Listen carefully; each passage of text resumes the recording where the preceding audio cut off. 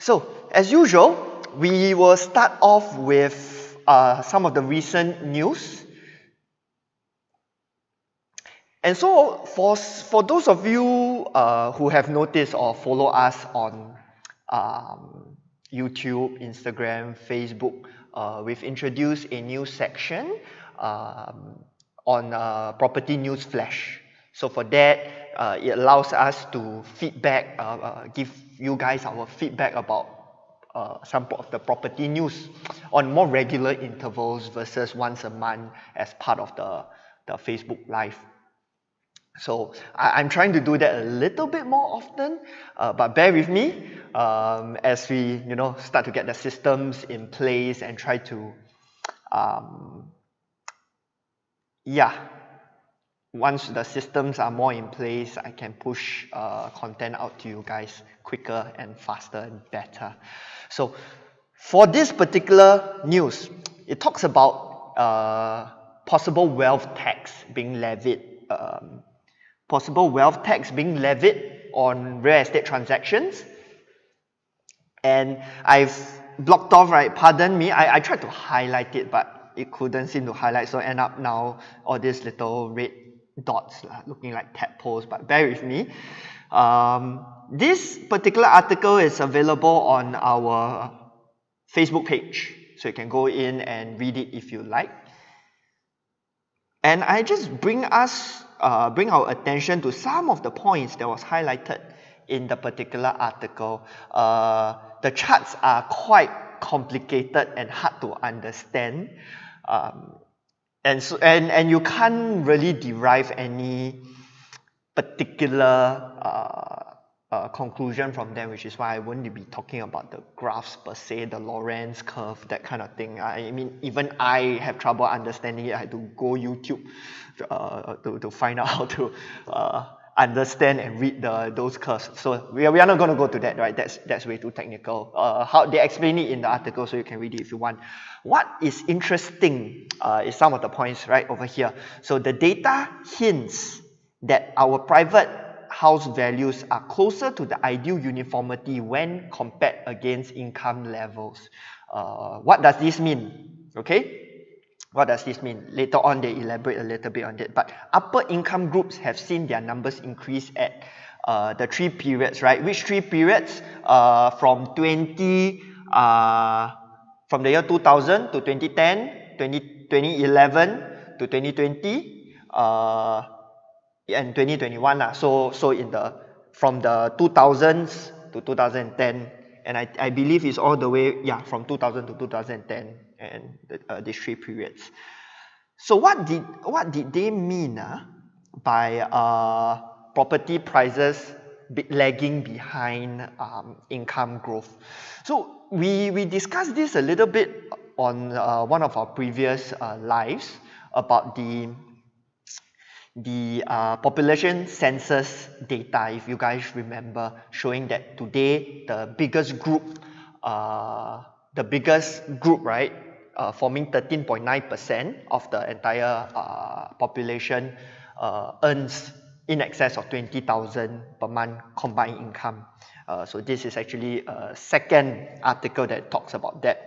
Higher income, the proportion of people earning a higher income growing. So the swelling is over here, right? The swelling in highest income subgroup numbers has not elastically translated into rising private residential property prices. Private residential prices have been increasing at a very modest compounded growth rate for the past 10 years. With where we are in the market right now, right, and then you look at the newspapers and then they're saying property prices continuing to go up, questions of a bubble, questions of property cooling measures. This is perhaps a little interesting, different take to things, right? Them saying the residential prices haven't really gone up. Based on this comparison, like if you analyze it, if you look at it from this way, so you see over here, the next part, right? From 2010 to 2020, median household income rose at a compounded annual growth rate of 3.8%. GDP grew at 3.7%, but property prices only went up 1.2%. So what it means is that while what we see is property prices going up, if you measure it against economic fundamentals like GDP growth and income growth, which should translate into asset prices like property prices, somehow or other the property prices are lagging behind. Why? So in the next part of the article, they put it down, they attribute it mostly to the property cooling measures. I'm also going to share in the next slide an example of how the property cooling measures have held back prices at a more sustainable level, not just in the Singapore context, but in the context of other gateway cities and other cities in Asia. So putting two types of data together to derive and to basically make sure that this deduction is correct. So the next part, right? So the next second part of the article, the writer is more or less weighing the pros and cons of having a wealth tax. And so the second part, right, he's saying that actually in the market today, there's already wealth tax, but in a different form. So there is ABSD, that is a tax on second property, which in effect acts as sort of a wealth tax. And then there's also seller stamp duty, which prevents property speculation which used to favor those with wealth, right? Because you have to have a certain amount of wealth to speculate in properties. So by having seller stamp duty and ABSD, it is some form of a wealth tax. But whether or not to have a wealth tax, that's a little bit political, and we are not political in this channel, so we are not really going to dive into that.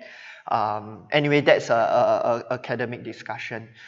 What I want to highlight is the second part of the article over here, where he is arguing against having a wealth tax because a lot of Singaporeans actually depend on their property to retire, right? We've all been brought up to say, buy a property, fully pay off, and as property prices come up and when you retire, you downsize, you right size to a smaller property, and then the difference, you can take it and lead a happy retirement, cash out and lead a happy retirement. And that's what he's saying. So in summary, if we were to tax proceeds of sale of property, that would actually impact a lot of retirement planning for Singaporeans, because they are taking their money not because they have earned it or they are flipping properties, but it's actually their retirement money, and it's going to be very hard to manage if they are then being taxed on their retirement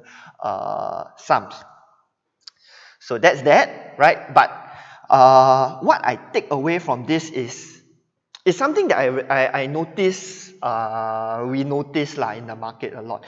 Singaporeans are still very dependent on their property for retirement, and they have assumed, and I feel it's not a safe assumption to make in today's market, right, that when you sell your property, there will be a lot of cash out for you, yeah, because the property market today is a lot more mature than the property market, say, in the 80s, in the 90s, even in the 2000s.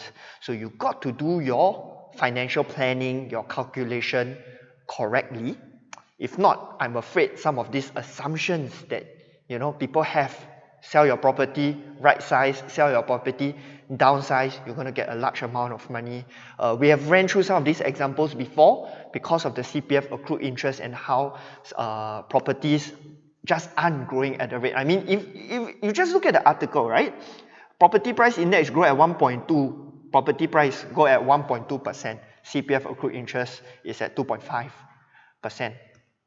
So if the growth in the property doesn't outpace that of CPF accrued interest, you might end up in a situation whereby there's no cash out from your property sale. Yeah, and that's going to be a little bit of a headache. And I'm going to touch on that later on. But before we jump to that, let me show you the next graph that I have.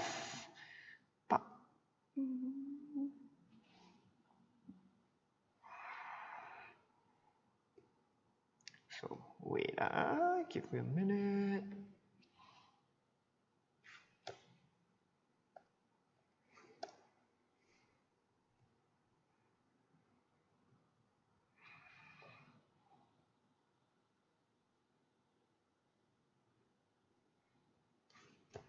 Okay, so this is the other graph. Pardon me, that is a little bit outdated.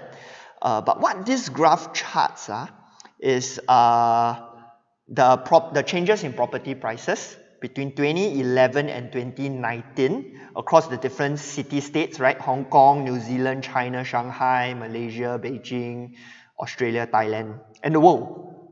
Average out to increase of 27% lah, right? From a baseline of 100 to 127 in the last 10 years. But you notice how Singapore has lagged behind everybody else. And for those of you who follow finance news, right? I mean, most of us know lah, the interest rate environment after the 2009 global financial crisis has been very, very low, and economic fundamentals will tell you that asset prices should go up, property prices should go up, and we have seen that in the other city-states and the world in general. But notice how Singapore being, you know, we pride ourselves as being a hub, a international hub and things like that. Why is our property prices basically underperforming that of other countries, other states, right? Back to the previous point of the property cooling measures. Okay, so all this ties in line with, so conclusion, even though the market is moving very, very quickly at this point in time, right? You can look at it this way. It's catching up on the fundamentals. It's catching up on the underperformance over the couple of years, the last couple of years. Is catching up on GDP growth, is catching up on income growth, right? So if you ask me, is it in a bubble? My answer is no. Yeah, we are anchored down by solid fundamentals thanks to the property cooling measures. Yeah, okay, so next we're going to go into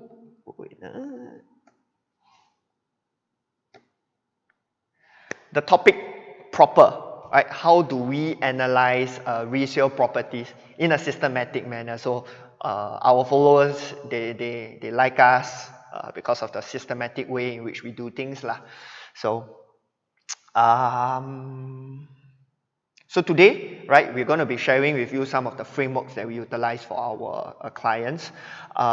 Frameworks more so in the thought process and the preparation you should go through before embarking on your resale purchase. Yeah, and some of these frameworks have allowed our clients, right? The main objective of having this framework is so that they go into their purchase with great clarity. And I think because the market is moving so quickly, there's a lot of nuances in the market, a lot of noise in the market. And if you read the news, sometimes the news articles can be very, very confusing. There are times when they show increase in supply, but there's also times whereby they show volumes coming down, volumes coming up. It changes quarter to quarter. So how do you piece all of that together into your particular plan, right? So that's the reason why we came up with frameworks like that, to assist you in achieving clarity in your purchase, right? So how the framework works, yeah? So we're going to talk about it. It's going to start off quite macro, right? From big to the granular. So we start off with first at least determining whether you should go for something new or something resale. After that, if you have decided on resale most of the time because of some budget constraints or timing constraints, then the process with which to pick the right resale development for you. And we have utilized, I'm going to show you 2 actual case studies of our clients and the whole process with which we picked up those properties for them. Yeah, let's go on to the next slide. Let me just drink water. Okay, so the framework that we use, number one, it's important to have a strong fundamental understanding about the market. Be it if you are buying it for investment or for own stay, it is still important to have a strong fundamental understanding about the market. And joining us, watching this video, following our channel, watching the videos in our channel, it's a very good start for that. Okay, so our framework is going to guide us on the thought process. It's not so much about like I mentioned, right, a framework to pick the right resale properties, because resale properties, the characteristics are so wide. There's so many little points to it, and also it's perhaps a little unwise to use a framework to pick that particular resale property. Why? Because people end up choosing resale properties because of certain constraints that they have, like I mentioned, right, budget and time. And no framework can cater for all the different constraints that people have. So, which is why I say it's important to first start off with having your own fundamental understanding about the market, yeah, and then decide what's best for you. Okay. So what are some of the fundamental things that you need to understand, right? The differences between a new launch and a resale, right? What are the pros and cons for choosing a new launch and a resale? We won't dive into that because that's not the topic for today. But if end up you decide with a resale property, it's super duper important to understand the fundamentals, right?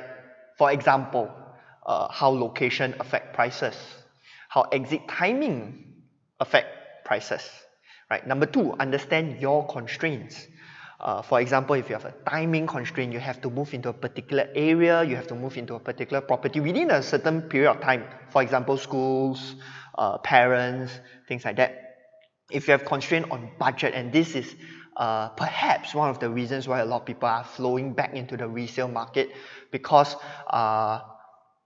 properties under the sub 1.5, even now under sub 1.7 million in the new launches are pretty hard to find already. So that's perhaps one of the reasons why a lot of you are watching this, and a lot of buyers are in the resale market. Constraints also in terms of size, because the new developments tend to be smaller, but you need a certain amount of size.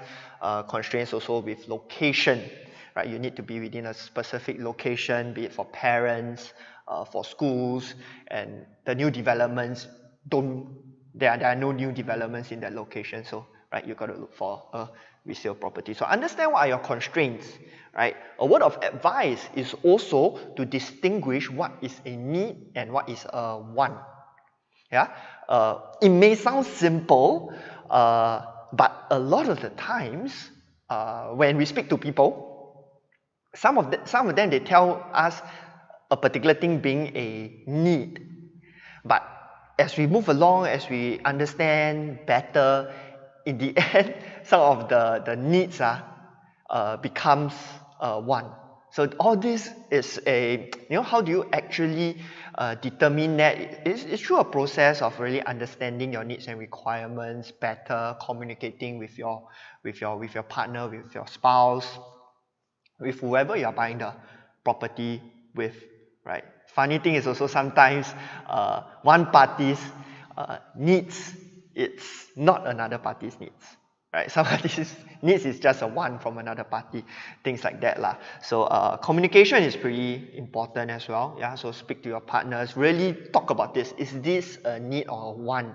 And then if it's a need, a true need, and then so that becomes part of your constraints. And so how do we find a particular property that cater to the constraints that we have? Okay, so alternatives, right? So what do I mean by alternatives? Alternative strategies that you can adopt to circumvent, right, some of these constraints, to address some of these constraints while still hitting the property objectives and goals that you have. It's again not the purpose of this particular session. So we have actually put some of those alternative strategies into our book, and this book is already out, is already done.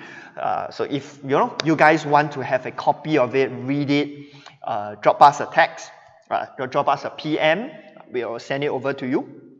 So in this book, we also cover quite a fair bit about fundamental understandings about the market. So this book will help you actually with points 1 and 3. Yeah. So next, it's also important to understand your holding period.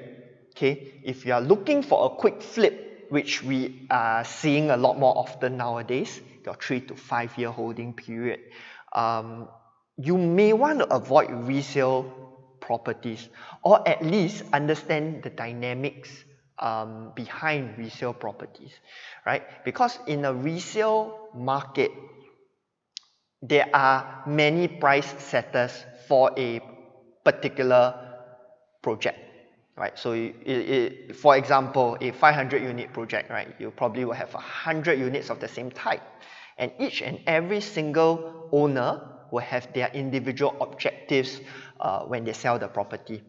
So if you enter into the resale market in a development, especially in this market, there's a very good chance that you are entering at the highest price within the development. And so you also have to accept that there are owners that have bought it at significantly cheaper prices than you. And these owners, they don't have to sell at the price that you have entered at. They can sell at a price a bit lower. So it's not to say that you can't make money, but the dynamics with which you make money will tie in line more with market trends, right? So it's a unique circumstance that we are in today, which have driven the prices up like that. So later on, I also will share with you a little bit of examples, some of the examples to illustrate the exit timing and the dynamics that drives resale prices, so that you understand how it works. The dynamics is very, very different from the dynamics over at new launches, mainly because of the pricing and how many people determines the price.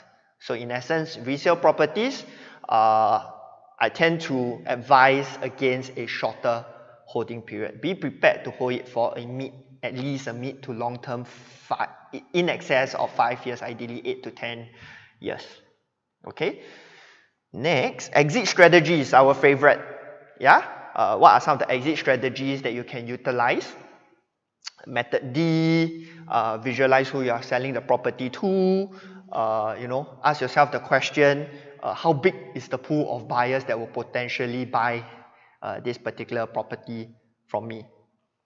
What if I need to sell the property at a time whereby it's not a good time? Yeah, not a time that's similar to today's market when you bought it in. You may also want to ask yourself, am I buying high at a high, and if the price were to drop, what am I going to do about it? It's a tough question, but you got to ask yourself that question, and ideally have the answer already in your mind when you enter the purchase. Okay. So at least have 2 to 3 exit strategies. So when we do the property plans for our clients, most of them at least have 2 to 3 exit strategies on hand before they even enter into the purchase. If don't have that many exit strategies, to counteract that, you have to have a longer holding period. You have to be prepared to have a longer holding period, and then that ties in line with your financial planning, so on and so forth. Okay, and last point is expectations. So what is the expectation you have going into that particular purchase? Is it capital preservation, capital appreciation?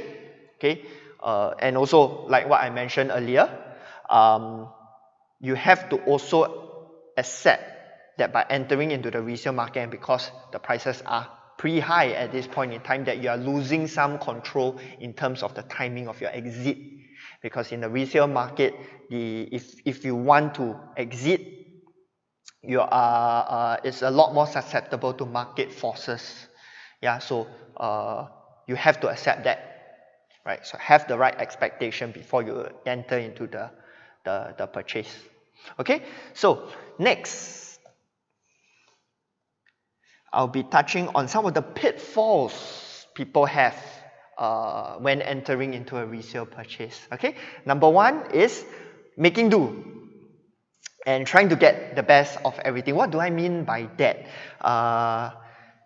So for example, right, they are entering into a resale purchase, but have the expectation to want to earn capital appreciation in a short period of time, but yet still have a certain amount of size, yet want to be in a particular location within a fixed budget.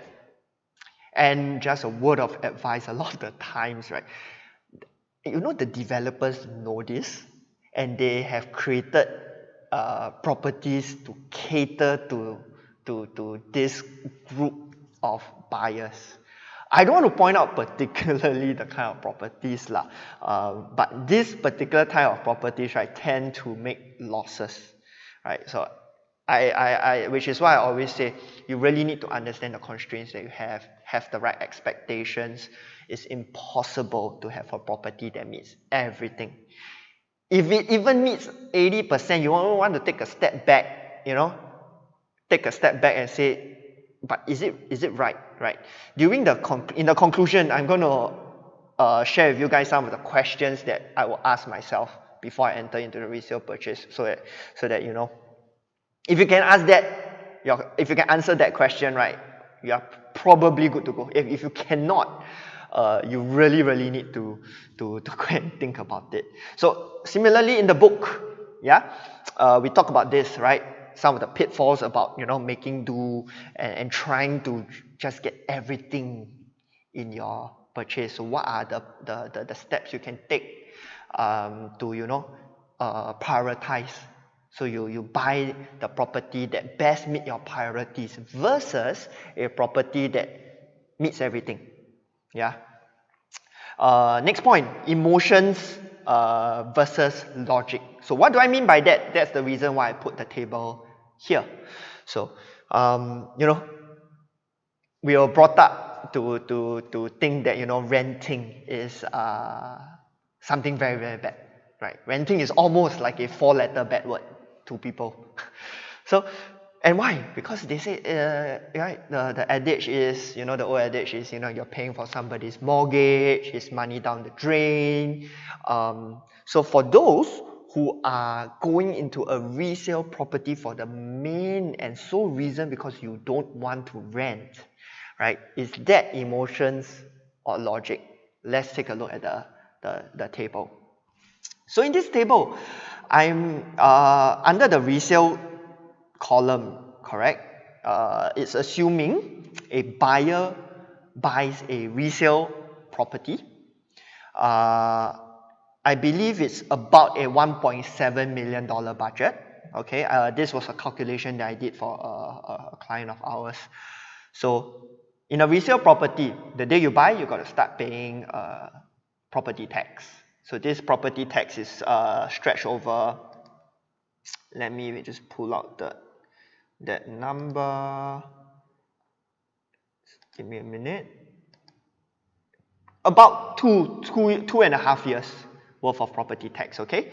And then maintenance, maintenance you got to start paying immediately, and it's on a month-to-month basis. I'm assuming a monthly maintenance of about $350, because it's a $1.7 million property. Rental, okay? I'm also assuming that the buyer of this resale property has to go out and rent somewhere while waiting for the resale property to either be completed or to be renovated, right? About a 6 months rental as an interim stay, right? But if you want to take out that rental purchase, you notice the final number doesn't differ by much also. Next up, right? Notice how the interest cost is about $61,000 over a course of 2.5 years. Okay, interest cost because you're starting to pay your mortgage, and so half of the mortgage usually goes towards interest. Okay, so the last line item is renovation. So resale property, resale 3-bedded easily is going to set you back at about $60,000 renovation costs. So next column, right? Buying something new. Your property tax, you don't have to pay up to the date you collect keys. So I'm assuming, right, on an apple-to-apple basis that this new development takes about 2.5 years to build, 2.5 years to build. So you don't pay the maintenance fee, but you incur rental, right? So this is the reason why we are looking at this.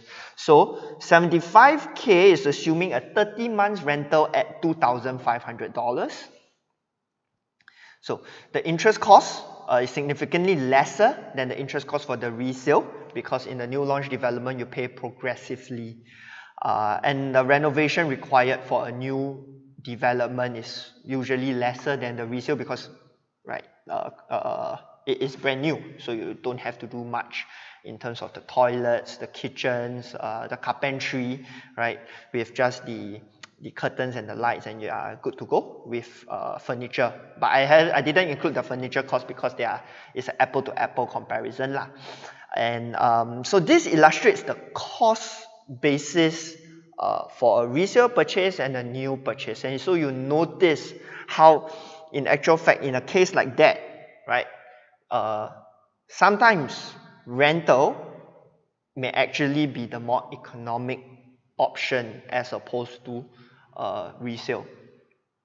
So word of advice, right? Okay, I'm not saying that new is better than resale, right?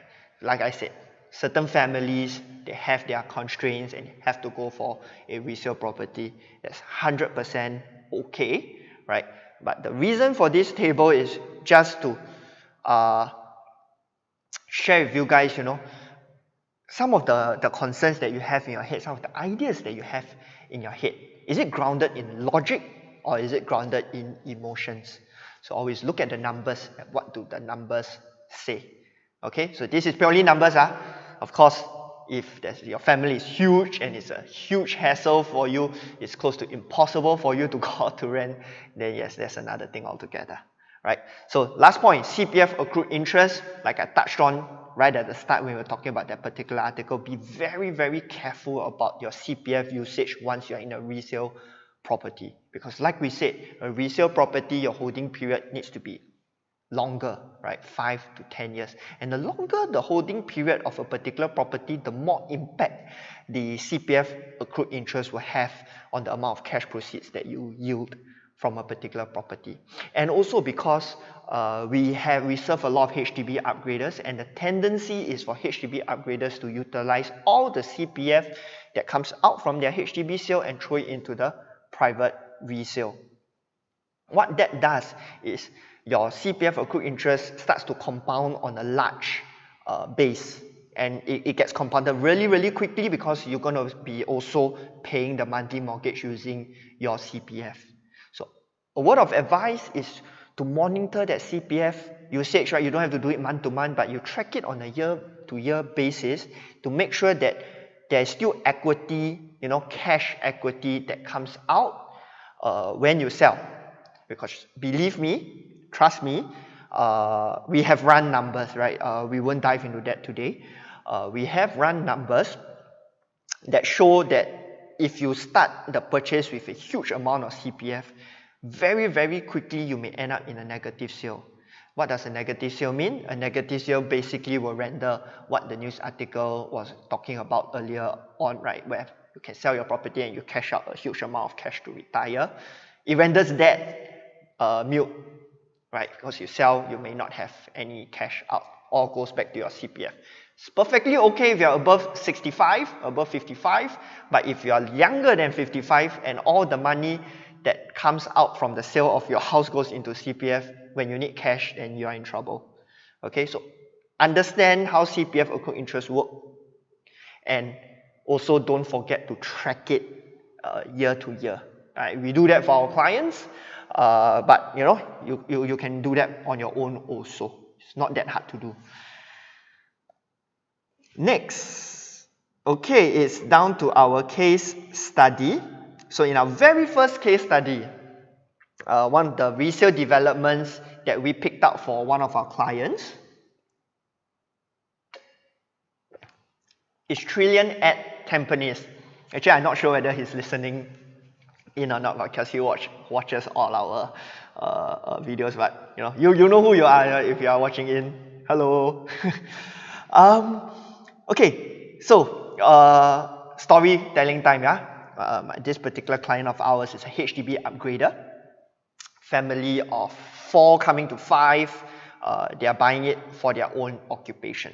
Okay, so some of the constraints that they have, we are utilizing that framework, put it into this case study to show you how it's being used. Okay, so what are some of the constraints? Right, we had a constraint on budget, right, up to $1.1 million. Right, it's hard for them to rent because of some constraints within the family planning and the period of time for the family as well. So there's also, right, so budget, renting, so flexibility-wise, there's also a bit of constraint. So we understood our constraints, yeah. So with that, the holding period, we accept that we have to have a slightly longer holding period in excess of 10 years. Okay, and also because they don't want to move around that much. So longer holding period. So what are some of the exit strategy that we have put in place to safeguard against some contingencies, right? Which is the negative sale tracker, like I mentioned earlier, right? We will touch base with them on a year-to-year basis to track that there is still cash equity left if we were to sell the property. If not, what are some of the tweaks we can do to manage that? So what's the expectation? Expectation was more for capital preservation, right? Not to allow the capital to drop by too much. And of course, over the long term, as we hold the property through several market cycles, to have a little bit of appreciation at the end. But this is more so for a long-term appreciation to hedge against inflation rather than the kind of short-term flipping kind of capital appreciation. So it's a little bit different in that sense, okay? And so they also understood the loss of control over the exit timing, right? We have to exit only at the most opportune of times. If not, there may be some trouble because we do also accept that we are paying the top price in the development, the time whereby we enter it, right? Close to the top, right? You most likely going to be the top few. Okay, so why did we end up at Trillion at Tampines? Right, we compared the quantums with neighboring developments. Okay, so in this case, maybe let me toggle to Google Chrome, and let's see. First time trying this. Let's see if that works. Okay. So maybe I start off here on the location map. So here is Trillion at Tampines. It's quite close, about two bus stops to Tampines Interchange and Tampines MRT. So some of the comparisons that we did, right, was the quantum of a similar 3-bidder at City Life. So we entered at slightly over $1 million. At that point in time, City Life was already transacting similar 3-bidders. And they were almost the same age, right? At about 1.2 to 1.3. Today, City Life is almost at 1.4. Yeah, they have units at 1.2 onwards to 1.4. Okay. And another comparison we used was with Coco Palms, that is near to Pasir Ris MRT. Right, so let's take a look at them and what was the thought process that went through with us. So take a look over here. So City Life at Tampines, right? They are the cheapest unit, 1.23 M for a 3-bidder. Yeah, moving all the way up to 1.33, 1.3, all the way to 1.4. So that's the kind of quantums, okay, quantums that they were looking at. If you jump over to Coco Palms, right? So notice over here, it's not so much about the quantum, but about the size. So, you know, 𝐾𝐾 or the quantum is quite similar, but the size is 900 over square feet for their 3 bidders. And this is something that I'm actually quite particular about, which is the psychological barriers, yeah, that buyers have. So when buyers are looking for a 3 bidder, especially in the OCR, they tend to have a psychological barrier of it needing to cross that 1,000 square feet mark to reasonably be considered as a proper 3 bidder or as an upgrade, because their baseline, a lot of them are at 1,000 square feet 4-room HDB, or if they are in a 5-room, it's about 1,200 square feet. You know, while they can accept a slight decrease in the size, but if it drops below the 1,000, a lot of the times they have a mental barrier. You know, some of the times they don't even go down to see, because you know it's like 900 square feet only, cannot fit, don't bother, they don't even go down to see. So you know, we are thinking one step ahead, already putting ourselves in the shoes of the buyer, right? We are not just thinking in terms of the purchase, we are already thinking in terms of the exit over here. Okay, so you know, their prices were also quite a bit higher already, almost at 1.2, you know, averaging out to about 1.2, 1.25 for 900 square feet, right? The size of our purchase was 1,000 square feet, so it's 100 square feet difference, and they are about the same age. Okay, so this is some of the examples, some of the thought process that we went through when we did the purchase, right? So comparing the quantums and, you know, figuring out where we stand, right? So we are cheaper than City Life, right?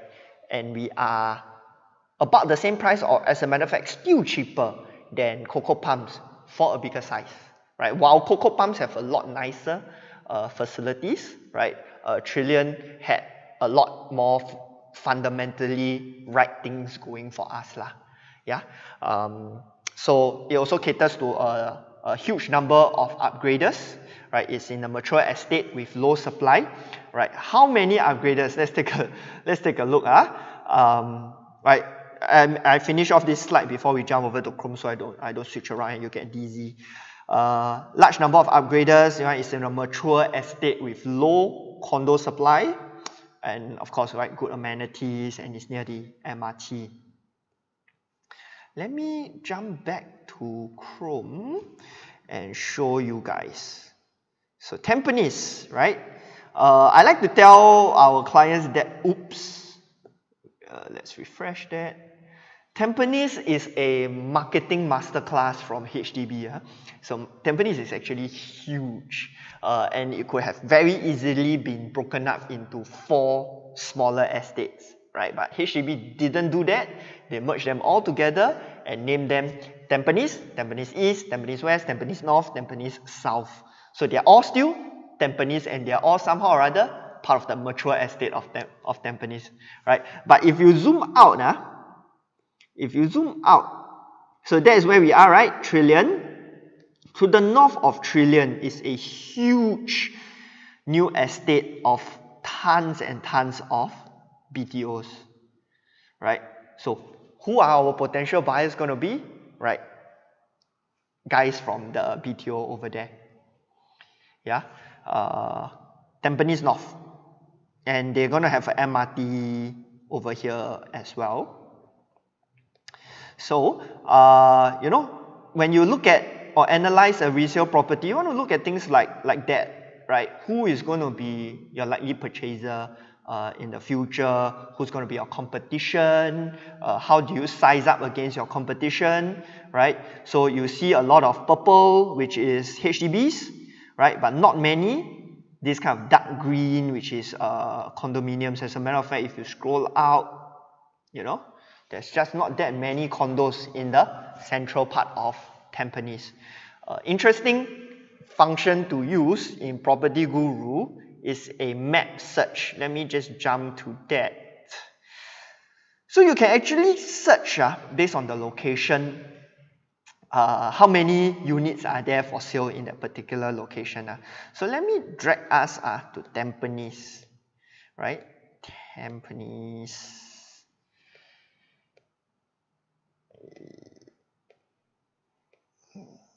Here, right? So you look at that, in the big part of Tampines, there is actually not that many. I've already filtered out for mainly 3-bedders, just not that many 3-bedders or condos per se for sale. Right? So that's going to make your exit a lot easier. Because if somebody wants to choose for a condo, 3-bedder condo in the central part of Tampines, there's not that many to choose from. So that gives you some confidence, yes, I'm buying at the top of the market, but because I don't have that much competition, there's a good chance that further down the road, I'll still be able to sell it at some sort of a profit. Okay, so interesting function, there's the map function on Property Guru, and I use it more to analyze the competition in the market. Okay, we can even scroll out to see, notice just not that many. Look at that, there's like close to no condos to the east side of Tampines. Yeah, and Tampines is so big. Okay, next, let's go on to the other case study. Let me do 3, no, 2.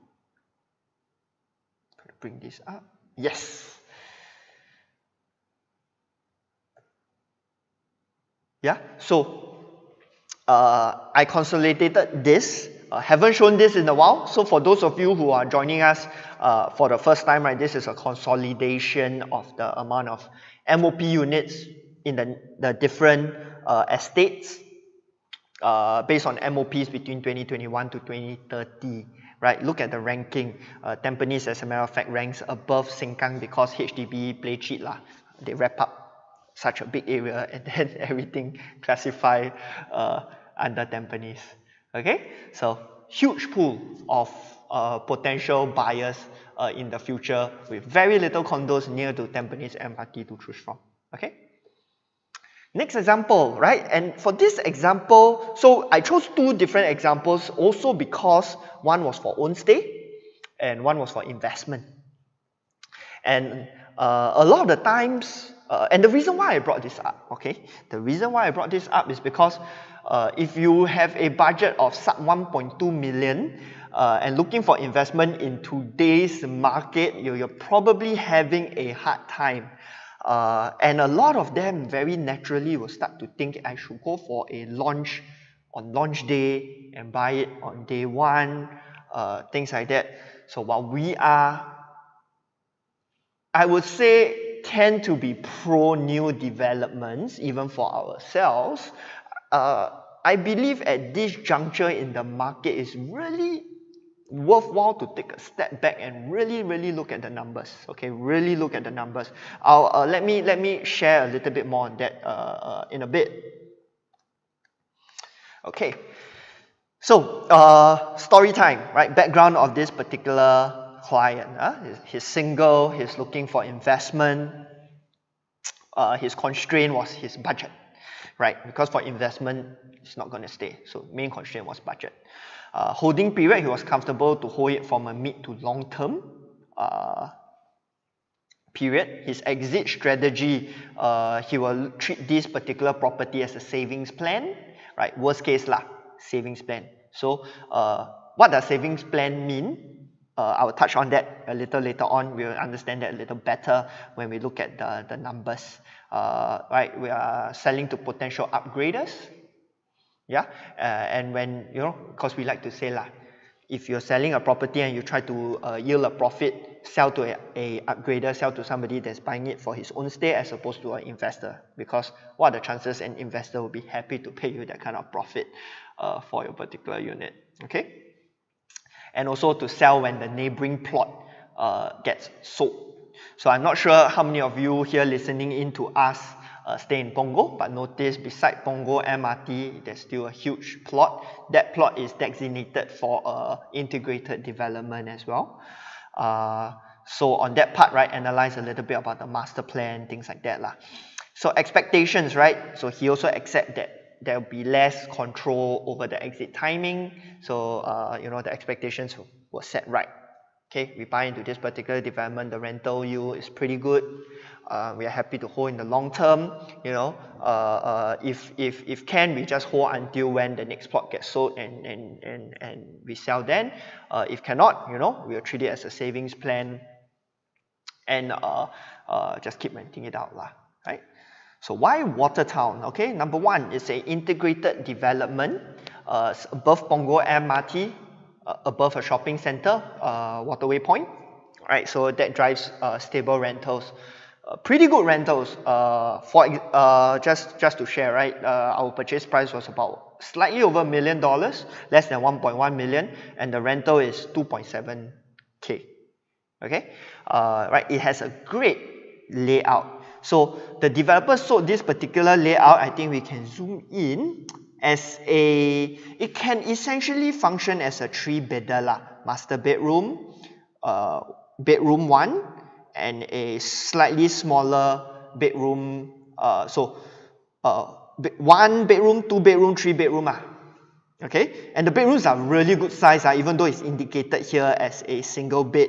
A king size bed fits perfectly into the room. So it's a really good layout, and we thought that, you know, look at it, it's perfect square, so it's very, very good, right? Of course, some of the downsides is the open kitchen, okay?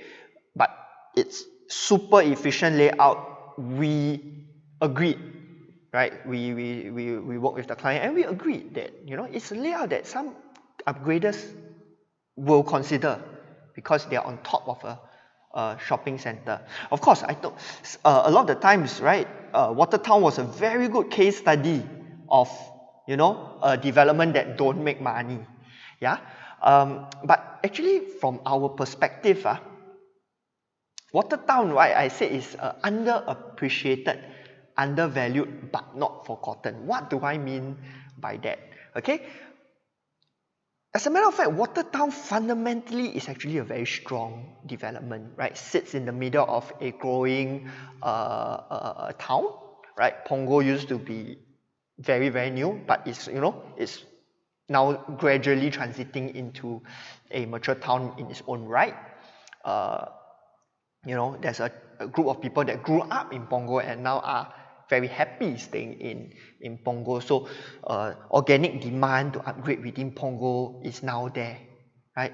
And there's actually not that many and that much supply in Punggol if you really go and take a look at it. Yes, there's ECs here and there, but if you look within close vicinity to the MRT, there's actually not that much supply. And if you ask anybody who stays in Punggol, they know Waterway Point and they know about the condo that's on top of Waterway Point. But you know, why did it not perform very well was more down to the fact that the developers launched it at a timing that the market was not ready to accept those prices.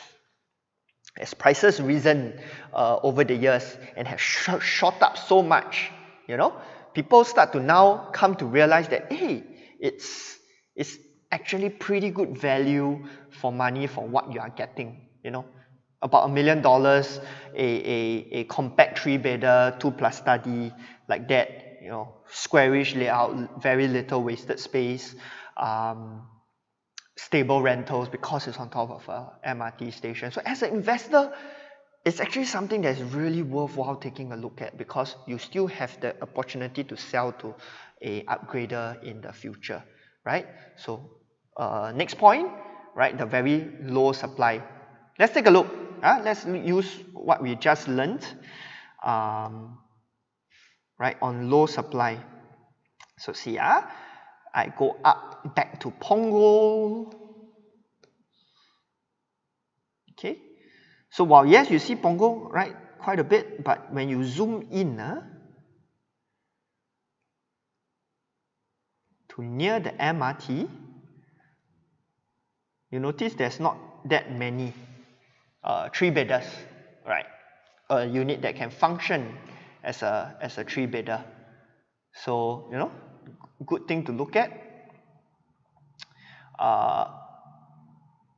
Let's take a look at that, right? I have over here the master plan. So this is Waterway Point, Watertown, and right across Punggol, the plot has already been designated for the next integrated development. Judging by how crowded Watertown is all the time, you know, we hope the government puts out this plot soon, yeah, to alleviate the crowdedness at Waterway Point. Yeah, so these are some of the things that you can use on your own to really go and analyze the resale properties, the supply and the demand in the particular area.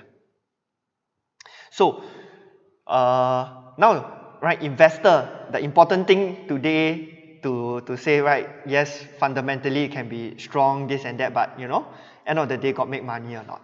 Let's take a look.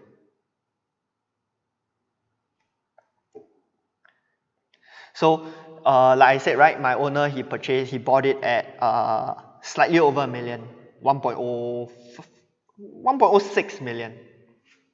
Today the X value is, he bought it 1.05 million, sorry. Today the X value is 1.11, so he's sitting on about 60K in valuation increase. We won't call it profits. People are going to flame me if I call it profits. You know? So I don't say profits. Increase in valuation, paper profits, okay? So he bought it at 1.05 January this year, and we've rented it ever since completion in April. So that has yielded in about 13.75K. The rental is 2.75K, $2,750, and the increase in value is about 60K.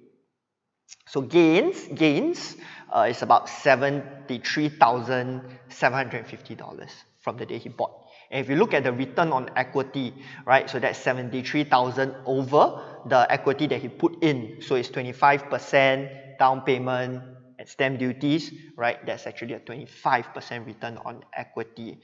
I know this is not the most detailed way of calculating it, but it just gives you some perspective, and it's also to lead us on to the next slide, right? New versus resale. So while yes, a lot of the times, if you are going for an investment, resale makes the a new launch makes the most sense because the developer determines the price. But at this juncture, especially for budgets, if you ask me, under $1.5 million, because the supply of the condos at the old price points are being more or less fully sold. If you were to enter the new launch market today, you are buying developments at the new price point. And if your expectation is that if you buy those at the new price point and you are able to make a quick flip to use some sort of capital appreciation, I honestly would, how do I put it in the right way? I honestly advise you to consider it from another perspective. Let's take a look. Yeah.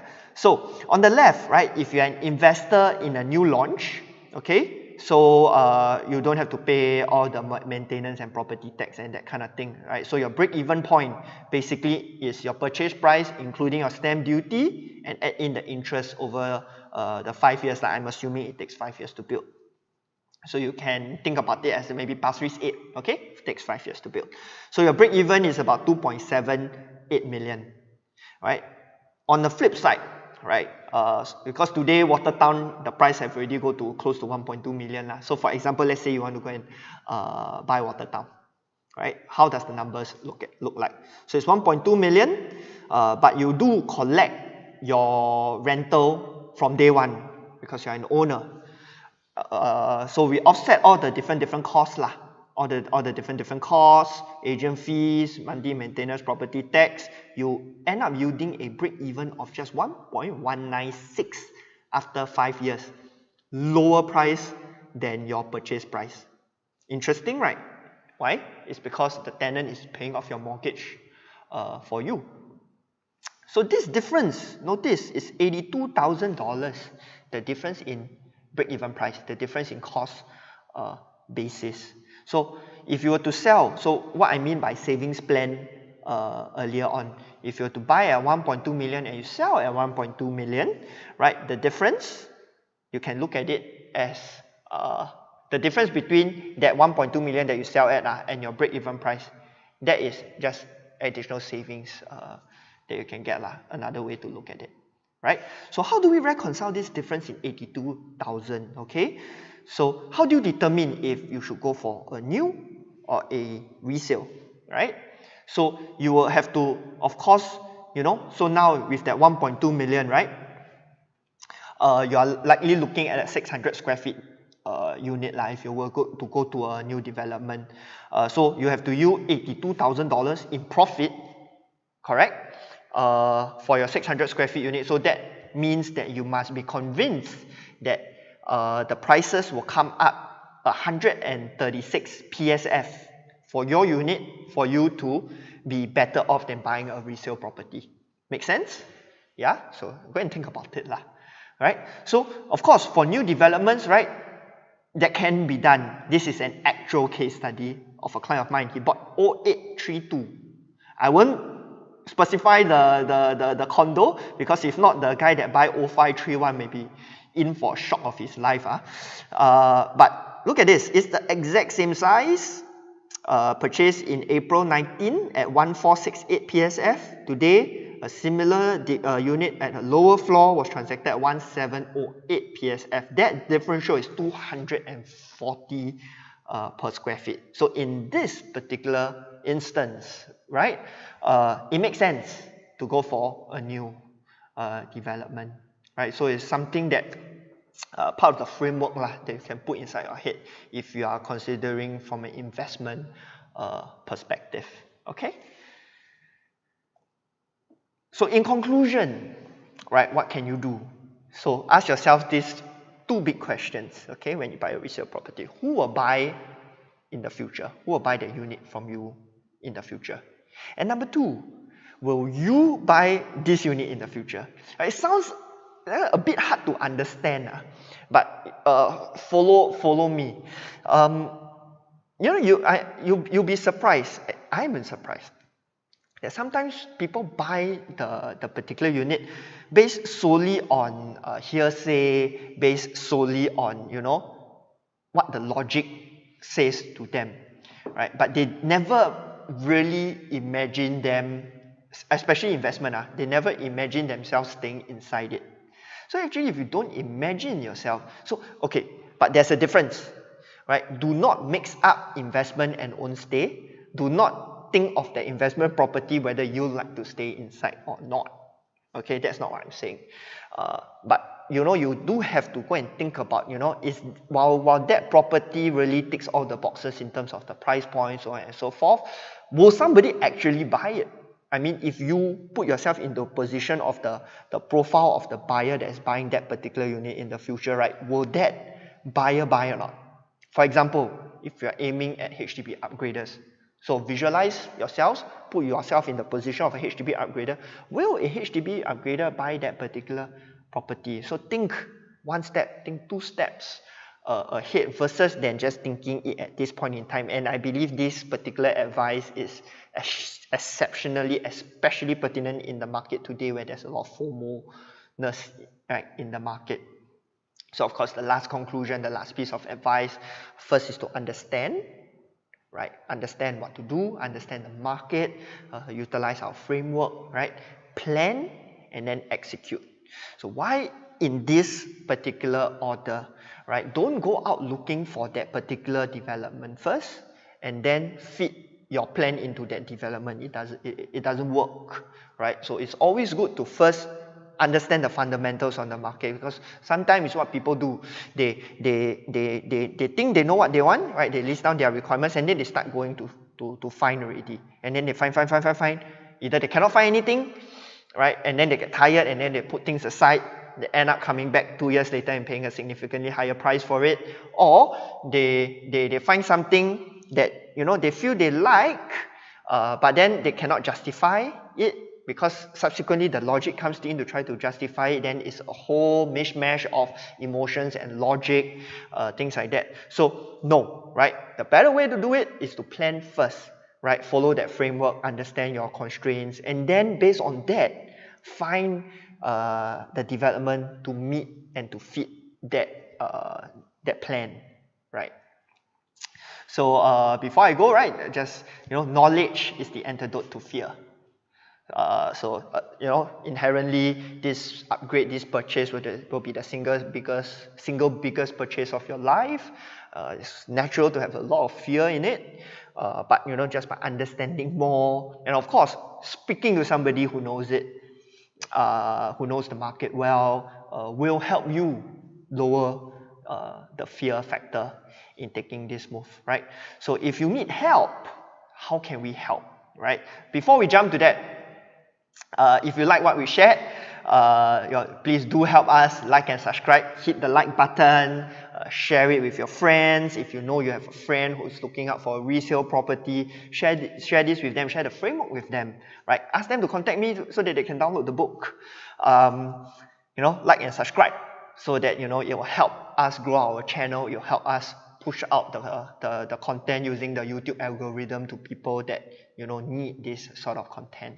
Yeah, okay. And before we go, so if you do need help with analyzing, with planning your particular purchase, this is what we do, right? Before, during, and after the purchase, right? So after the purchase, notice over here is the CPF usage plan, the negative sale tracker. How do we safeguard you against having the shock of your life, when you hold your property after 10 years and you need the money, and then you calculate it and then you realize there's no cash that comes out of it. So it's important to plan it well, to understand it well, and also review it on a year-to-year basis. So our commitment to our clients is that we will walk them through the process before, during, and after, right?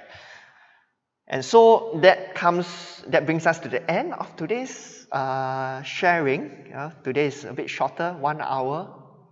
Cannot say shorter, we started off with half an hour and then went 1.5 hours. So today is about an hour. Let's view some questions. Any questions? No, don't have. No questions. I'll just leave things for about 30 seconds. Who was that person that asked us to do this sharing? What's her name? Claire. Was it Claire? Yeah. Yeah. Okay. So thank you guys for joining. Right, I've come to the end. I'm just staying here to fill some questions if you have. If you don't, thank you so much for joining, and I'll see you next month. Oh yes, our Telegram channel is up.